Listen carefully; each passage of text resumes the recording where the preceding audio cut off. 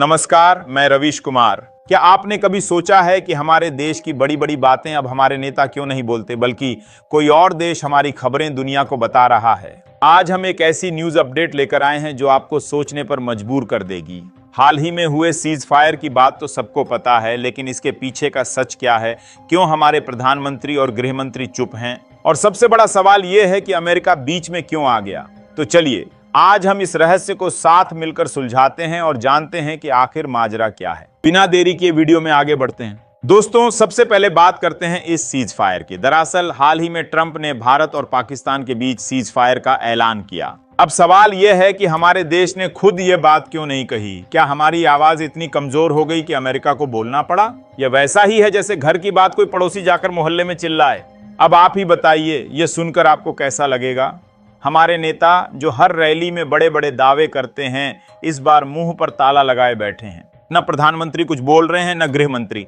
ऐसा लग रहा है जैसे कोई बड़ा राज छुपा रहे हों। अब थोड़ा पीछे चलते हैं, 1948 की बात करते हैं। जब हमारा देश नया नया आजाद हुआ था, तब भी एक सीज फायर हुआ था। उस वक्त गृह मंत्री अमित शाह कहते हैं कि अगर वह सीज फायर 3 दिन टल जाता तो आज पाकिस्तान के कब्जे वाला कश्मीर यानी पीओके हमारा होता। सेना जीत रही थी। पंजाब का एरिया आते ही सीज फायर कर दिया गया और पाक ऑक्यूपाई कश्मीर का जन्म हुआ। अगर सीज फायर 3 दिन लेट होता तो पाक ऑक्यूपाई कश्मीर आज भारत का हिस्सा। उस समय तो हमारे पास ज्यादा ताकत भी नहीं थी, फिर भी हमारी सेना लड़ रही थी।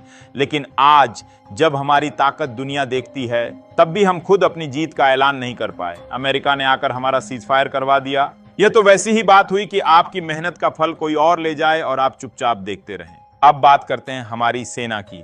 दोस्तों, ऑपरेशन सिंदूर में हमारी सेना ने कमाल कर दिखाया। आतंकियों के ठिकाने खत्म किए, 100 से ज्यादा आतंकी मार गिराए और 40 पाकिस्तानी सैनिक भी ढेर हुए। ये सबूत हैं कि हमारी सेना किसी भी बड़े देश की सेना से कम नहीं। लेकिन सरकार ने इस जीत को सही तरीके से इस्तेमाल क्यों नहीं किया? पूर्व सेना प्रमुख मलिक साहब पूछते हैं, भारत ने इससे क्या हासिल किया? और जनरल नरवणे कहते हैं कि यह तीसरी बार हुआ जब हमने मौका गंवा दिया। तो दोस्तों, सवाल यही है, हमारी सेना इतनी मेहनत करे और सरकार चुप क्यों रहे? अब आते हैं उस मीडिया पर जिसे लोग गोदी मीडिया कहते हैं। ये वही चैनल हैं जो दिन रात चिल्लाते हैं कि भारत ने पाकिस्तान पर कब्जा कर लिया, कराची का बंदरगाह तोड़ दिया और न जाने क्या क्या। लेकिन सच क्या है? ऑपरेशन सिंदूर आतंकियों को खत्म करने के लिए था, युद्ध के लिए नहीं। पर इन चैनलों ने इसे भारत पाकिस्तान की लड़ाई बना दिया। दोस्तों, यह झूठ इतना फैलाया गया कि पाकिस्तान अब हमारे ही गोदी मीडिया के वीडियो दिखाकर हमारा मजाक उड़ा रहा है। यह हमारे लिए कितनी शर्म की बात है। एक बार मेरे एक दोस्त ने कहा, अगर टीवी बंद कर दो तो आधा ड्रामा वैसे ही खत्म हो जाए। और सच में इन चैनलों ने हमारी इज्जत का ड्रामा बना दिया। तो दोस्तों, अब सवाल यह है कि हम क्या करें? क्या हम चुपचाप सब देखते रहें? नहीं ना, हमें अपने नेताओं से पूछना होगा कि वे चुप क्यों हैं। हमें सच जानने का हक है। और हाँ, हमें गोदी मीडिया से भी सावधान रहना होगा।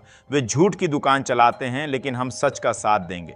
आप भी हमारे साथ हैं ना? तो चलिए एक काम करते हैं, सच्ची खबरों के लिए ऐसे चैनलों को सपोर्ट करें जो सच बोलते हैं। नीचे कमेंट में बताइए कि आपको गोदी मीडिया के झूठ से कितना गुस्सा आता है।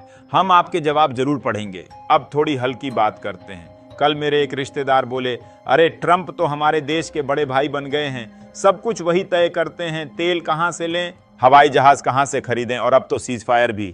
हम हंस पड़े, लेकिन सोचिए इसमें कितना सच है। सुब्रमण्यम स्वामी जी, जो कभी बीजेपी में थे, वह भी कहते हैं कि इस बारे में सोचना चाहिए।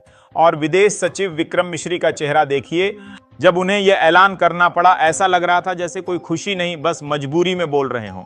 दोस्तों, हमारी सेना ने जो किया वह गर्व की बात है, लेकिन सरकार और गोदी मीडिया ने मिलकर इसे मजाक बना दिया। सेना की प्रेस कॉन्फ्रेंस में जब पूछा गया क्या हमारा कोई जहाज गिराया गया, तो जवाब आया, सच ज्यादा दिन छुपता नहीं, आपको पता चल जाएगा। यह सुनकर लगा कि सेना सच बोल रही है, लेकिन गोदी मीडिया की तरह झूठ नहीं फैला रही।